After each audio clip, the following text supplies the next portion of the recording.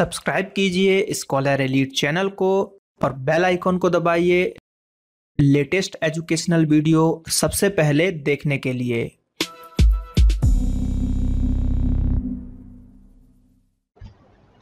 Hello दोस्तों, आपका स्वागत है स्कॉलर एलाइट में। मैं ब्रजेश आपको यहाँ पर आज बताने जा रहा हूँ कुछ एक्सपेक्टेड क्वेश्चंस या समझ लीजिए पूरे ही क्वेश्चन जो फिजिक्स से रिलेटेड हैं, और वो भी फिजिक्स में किस चैप्टर की बात की जाएगी, यूनिट्स की बात की जाएगी। मात्रक के बारे में हम पढ़ेंगे, विमीय सूत्र के बारे में भी हम जानेंगे। तो शुरू में मैं पहले बताऊंगा और उसके बाद मैंने एक टेस्ट यहाँ पे दे रखा है, तो उस टेस्ट को भी हम करेंगे। एमसीक्यूज क्वेश्चन है जिसमें से जो है आपके आने वाले रेलवे के एग्जाम में बहुत ही मदद मिलेगा। तो चलिए इसको हम शुरू करते हैं।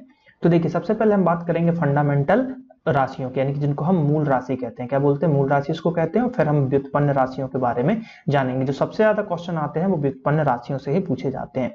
तो देखिए, फंडामेंटल अगर हम बात करें, फंडामेंटल यानी कि यहाँ पे क्वांटिटीज की, यानी कि फिजिकल क्वांटिटी है, तो सबसे पहले आता है मास। ये 7 होती है, 1 2 3 4 5 6 7। तो ये कभी कभी ये क्वेश्चन पूछ लिया जाता है कितने फंडामेंटल क्वांटिटीज होती हैं। तो यहाँ पर अगर हम बात करें तो 7 यहाँ पर मूल राशियां होती है।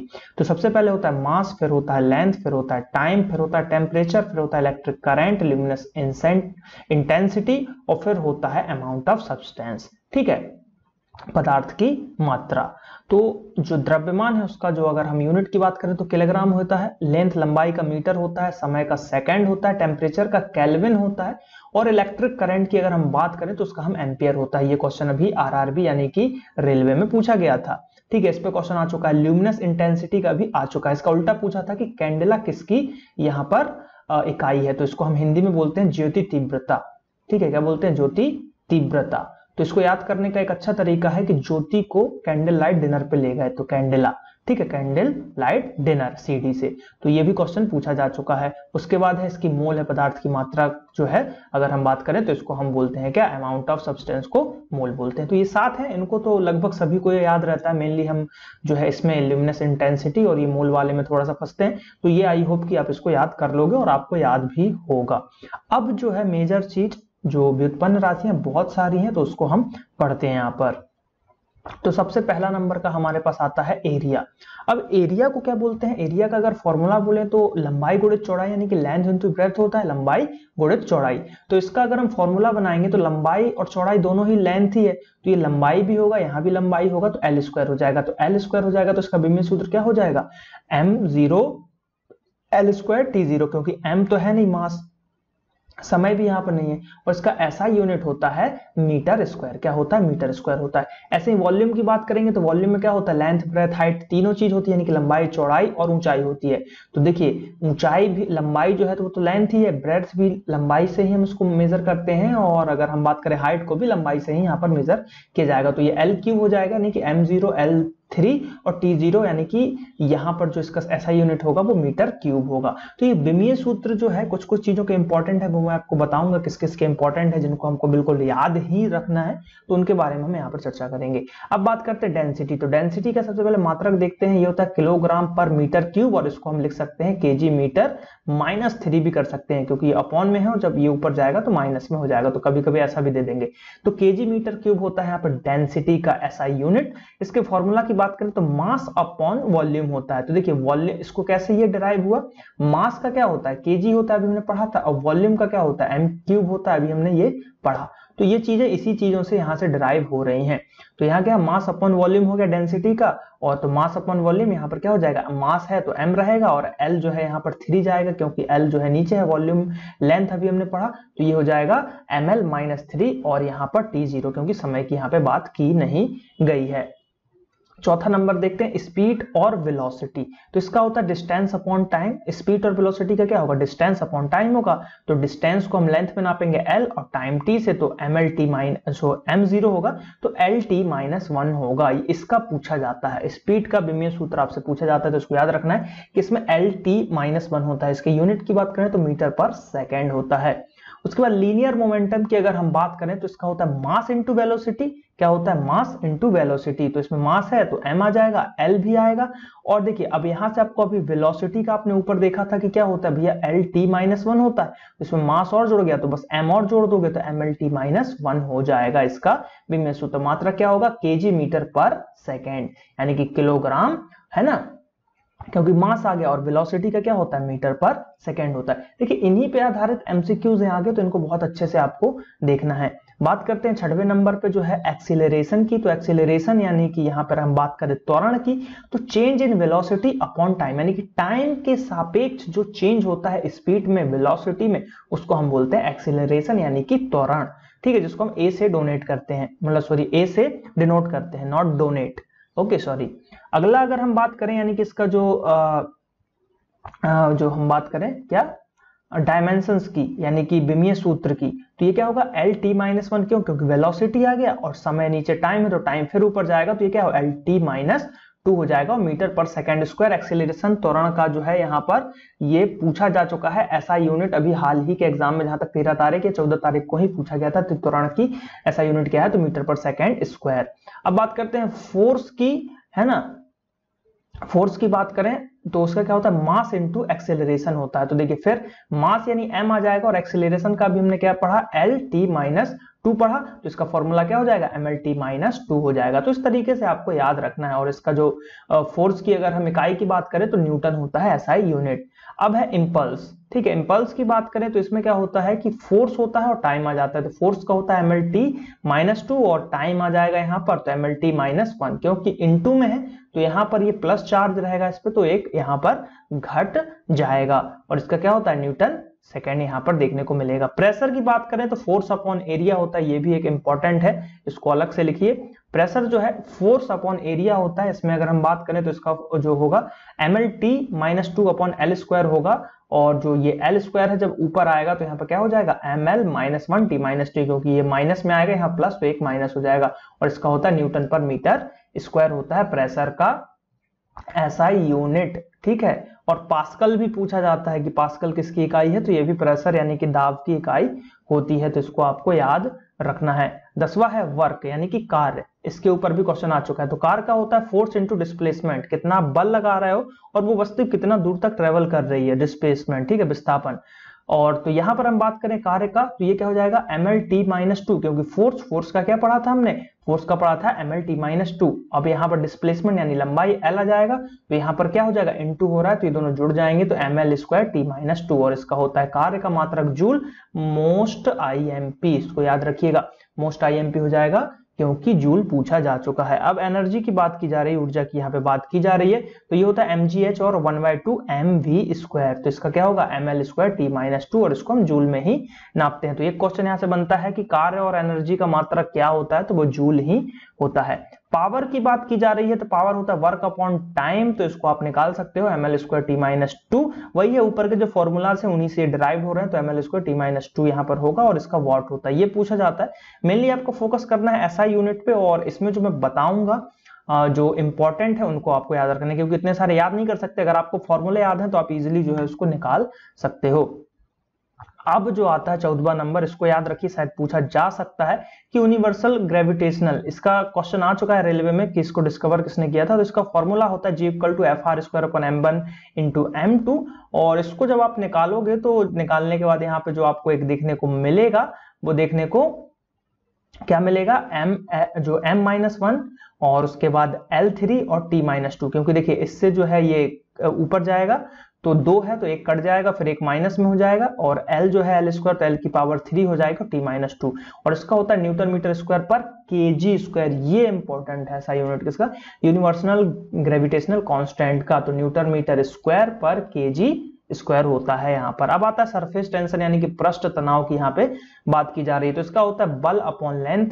ठीक है, यानी फोर्स अपॉन लेंथ होता है, और उसको निकालोगे तो क्या होगा ml जीरो, यानी कि m t माइनस टू भी इसको बोल सकते हो, और इसका मात्रक होता है न्यूटन पर मीटर। अब आता है सरफेस एनर्जी, आता है क्या आता है, सरफेस एनर्जी आता है, इसको हम बोलते हैं एनर्जी अपॉन एरिया, और इसकी अगर हम बात करें तो ml square T minus two, और अपॉन में एल स्क्वायर आएगा, क्योंकि एरिया की यहाँ पे बात की जा रही है। एरिया का हमने देखा था क्या होता है, एल स्क्वायर बस होता है। तो इसको जैसे ही आप करोगे तो ये का कट पिट के क्या आएगा, सिर्फ बचेगा भैया m और t माइनस टू बचेगा, सॉरी m, और यहाँ पर अगर हम बात करें तो t माइनस टू ही बचेगा। ठीक है, तो यहाँ पर देखो आपको दोनों चीजों में क्या देखने को समानता मिली कि इसका भी क्या हो रहा है, m t माइनस टू हो रहा है, और इसका भी m t माइनस टू हो रहा है, और इसका मात्रक होता है जूल मीटर जूल प्रति मीटर स्क्वायर। तो एक क्वेश्चन पूछ सकते हैं कि सरफेस टेंशन और सरफेस एनर्जी, या फिर ऐसा कि इनमें से किन दोनों का विमीय सूत्र समान है। तो आपको लगाना पड़ेगा भैया सरफेस टेंशन और एनर्जी, सरफेस एनर्जी का विमीय सूत्र समान होता है। चलिए आगे बढ़ते हैं। आगे देखिए थोड़ा सा बोरिंग लग रहा होगा, लेकिन क्या करोगे, इसको याद करना जरूरी है। और इसके बाद जस्ट जो है हम एक टेस्ट लगाएंगे, उसमें बहुत मजा आएगा, तो कृपया करके वीडियो को पूरा देखिएगा।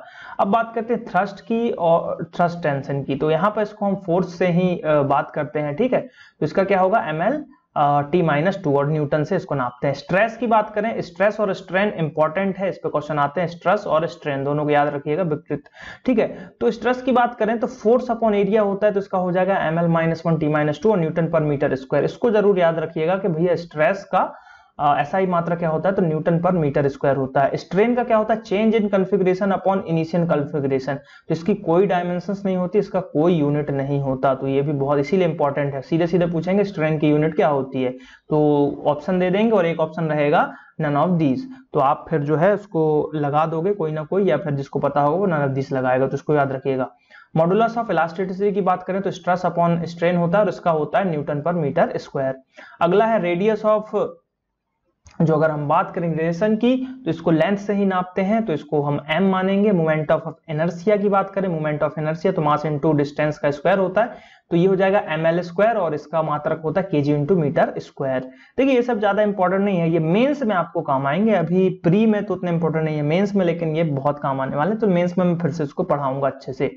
अब बात करते हैं एंगल की। तो एंगल क्या होता है, लेंथ अपॉन रेडियस होता है। तो लेंथ में मास तो है नहीं, L भी नहीं है इसमें और T भी नहीं है यहाँ पर, ठीक है, यहाँ पर जो है, और इसका रेडियन यहाँ पर होता है, क्योंकि एंगल की बात की जा रही है। एंगुलर वेलोसिटी की बात करें तो इसका रेडियस जो है रेडियन पर सेकंड यहाँ पर देखने को मिलेगा।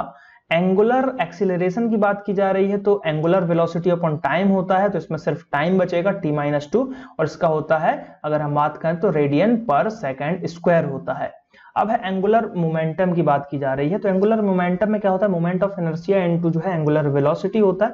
तो जब इसको आप करोगे तो ml स्क्वायर T-1 मिलने वाला है और kg मीटर स्क्वायर पर सेकंड, ये इंपॉर्टेंट है। टॉर्क हाल ही में पूछा गया था, शायद टॉर्क के बारे में कुछ एक क्वेश्चन आया था रेलवे में। तो देखिए क्या है, टॉर्क की बात करें तो मोमेंट ऑफ इनर्शिया की यहाँ पे बात की जा रही है। क्या की जा रही है, मोमेंट ऑफ इनर्शिया की यहाँ पे बात की जा रही है इनटू एंगुलर एक्सीलरेशन की यहाँ पे बात की जा रही है। तो देखिए एंगुलर मतलब जो एंगुलर एक्सीलरेशन, तो इसका क्या होता है ml स्क्वायर T-2 यहाँ पर देखने को आपको मिलेगा। तो ये क्या हो जाएगा, n न्यूटन मीटर हो जाएगा। फ्रीक्वेंसी की पूछी जाती है तो नंबर ऑफ वाइब्रेशन पर सेकंड होता है, तो इसका होता है S-1। इसकी SI यहाँ पर जो है अगर हम बात करें तो सेकंड यहाँ पर इसका जो है वो होने वाला है यूनिट।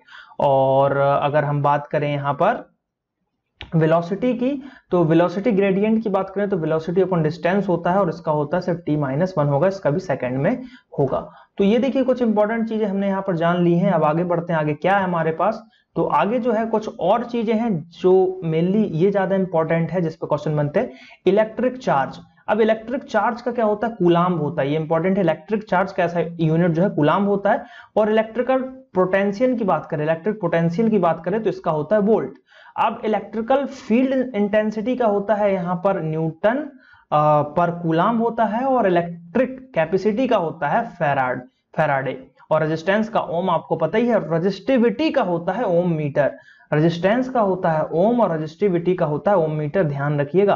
कंडक्टेंस का होता है ओम इनवर्स और कंडक्टिविटी का होता है ओम इनवर्स मीटर, क्योंकि दोनों सेम है। देखिए रेजिस्टेंस था ओम था तो कंडक्टेंस का हो गया -1, और कंडक्टिविटी मतलब रेजिस्टिविटी था और यहाँ पे कंडक्टिविटी है तो इसमें क्या हो गया, ओम, दोनों का इनवर्स यहाँ पर हो गया। ठीक है, चलिए अब बात करते हैं इलेक्ट्रिक करंट की। तो इसको एम्पियर से नापते हैं हम, और पावर को हम वॉट से नापते हैं। मैग्नेटिक फ्लक्स को हम वेबर से नापते हैं, और मैग्नेटिक फील्ड को टेस्ला से नापते हैं। ये दोनों बहुत इंपॉर्टेंट है कि मैग्नेटिक फ्लक्स जो है उसको हम किससे नापते हैं, उसको हम वेबर से नापते हैं। और मैग्नेटिक फील्ड की बात करें तो उसको हम यहाँ पर किससे नापते हैं, उसको हम यहाँ पर टेस्ला से नापते हैं। तो इन दोनों चीजों को जो है थोड़ा सा आपको ध्यान रखना होगा, क्योंकि इसको अगर आप ध्यान नहीं रखते हो तो ये गलती हो जाती है फ्लक्स और फील्ड में। अब सेल्फ इंडक्शन की बात की जा रही है, यानी कि स्व प्रेरण की बात की जा रही है, तो इसकी हेनरी होती है इकाई, और जो है ईएमएफ होता है यहाँ पर, अगर हम बात करें ईएमएफ प्रेरित विद्युत जो यहाँ पे होता है उसको हम वोल्ट से बोलते हैं। पावर ऑफ लेंस, जो चश्मे के लेंस कांच का है उसको हम डायोप्टर से नापते हैं। और सॉलिड एंगल की बात करें तो स्टेरेडियन है, और प्लेन एंगल की बात करें तो ये रेडियन में आता है। और ल्यूमिनस फ्लक्स की क्या होता है, ल्यूमिन इसकी इकाई होती है। तो इसको जो है थोड़ा और आपको इनको जरूर याद रखिएगा, क्योंकि इनमें से क्वेश्चन पूछे जा रहे हैं और आने वाले एग्जाम में पूछे भी जाएंगे।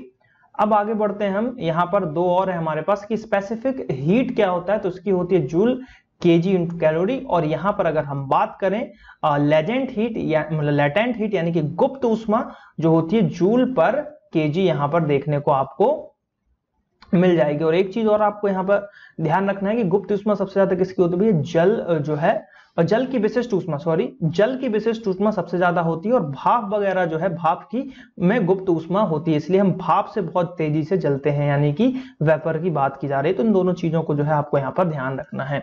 चलिए अब जो है हम यहाँ पर टेस्ट को शुरू करते हैं, हमारा जो टेस्ट है, तो देखते हैं क्या क्वेश्चन है हमारे पास। तो पहला क्वेश्चन मिल रहा है कि unit use to measure power of lens, यानी कि क्वेश्चन यहाँ पे बोला जा रहा है कि जो लेंस है उसकी पावर को नापने के लिए जो यूनिट यूज की जाती है, यानी कि उसकी इकाई क्या है, सीधे सीधे लेंस की इकाई क्या है। तो देखिए डेसिबल तो है नहीं, कूलाम है नहीं, ओम नहीं है, ओम रेजिस्टेंस का है, कूलाम हमने पढ़ चुके हैं, डेसिबल हम पढ़ चुके हैं कि भैया आवाज वगैरह है। बच के डायोप्टर, तो डायोप्टर इसका सही आंसर होगा। अगला प्रश्न है कि 1 नैनोमीटर कितना होता है, तो भैया नैनो, नैनो ना यानी कि 9 आ रहा है तो नैनो में 9 हो जाएगा। तो क्या हो जाएगा 10⁻⁴। यहां पर अगर हम बात करें 10⁻⁴ क्या हो जाएगा 9 देखने को आपको मिल जाएगा। ठीक है, अगले जो यहां पर अगर हम बात करें, हाँ अब अगला है जो नेक्स्ट क्वेश्चन है हमारे पास कि लाइट ईयर इज मतलब मेजर्ड ऑफ, यानी कि जो प्रकाश वर्ष है वो किसकी यहाँ पर जो है उससे आखिर करते क्या है। ठीक है, तो मेनली ये प्रकाश वर्ष क्या है, दूरी की इकाई है ना, दूरी की इकाई है। दूरी नापते हैं, इससे किसकी नापते हैं, अगर हम बात करें स्टेलर डिस्टेंस को हम यहाँ पर नापते हैं, तो इसका आंसर हो जाएगा सी। अब अगला है बार। ठीक है, बार किसकी इकाई है, तो बार जो है हम एटमॉस्फेरिक प्रेशर यानी कि दाब जो है जो हमारा है वायुमंडलीय दाब, उसको हम नापते हैं बाब जो है बार से। ठीक है, तो हो गया ये। चलिए अगले प्रश्न की तरफ बढ़ते हैं।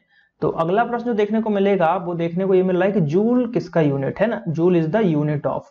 तो जूल की अगर हम बात करें तो जूल जो आपको देखने को मिल रहा है वो ऑप्शन है हमारे पास कि साइमन, ओम एनर्जी या फिर ओम मीटर। तो जूल किसकी इकाई है, तो जूल जैसा कि हम पढ़ चुके हैं कि एनर्जी की इकाई होती है, क्या होती है, जूल होती है।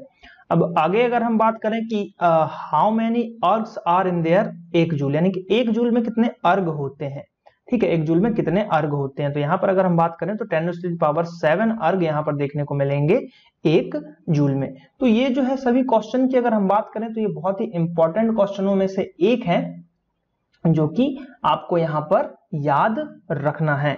ठीक है, चलिए बढ़ते हैं अगले प्रश्न की तरफ। तो जो अगला प्रश्न है कि electric current is measured by, जो इलेक्ट्रिक करंट है, ठीक है, उसको आप किससे नाप सकते हो। यहाँ पर देखिए बहुत सारे ऑप्शन है, तो इसके सीधे आंसर की तरफ चलते हैं। तो इसका आंसर है एमीटर। एमीटर से जो है हम नापते हैं करंट को, और बोल्ट को नापते हैं किससे, वोल्ट मीटर से ही नापेंगे। तो इसका आंसर हो जाएगा ऑप्शन सी। 1 horse power. ठीक है, 1 HP बराबर कितना होता है भैया, 746 वॉट होता है। ठीक है, तो इसका आंसर क्या हो जाएगा 746 वॉट।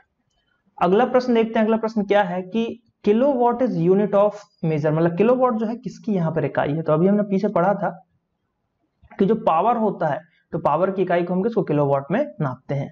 अगला है किलो हर्ट्ज जो है किसकी यूनिट है, इससे किसको नापते हो। ठीक है, तो मेनली वेव फ्रीक्वेंसीज को नापते हैं, रेडियो वेव फ्रीक्वेंसी को, जो कि इलेक्ट्रोमैग्नेटिक होती हैं। तो इसका आंसर हो जाएगा बी। चलिए आगे बढ़ते हैं। अगला जो प्रश्न यहाँ पे देखने को आपको मिल रहा है, प्रश्न ये है कि जो फैदम है ना, एक यहाँ पे फैदम की बात की जा रही है। जो फैदम होता है, तो fathom is a unit of, इसको हम फैदम बोलते हैं, फैदम।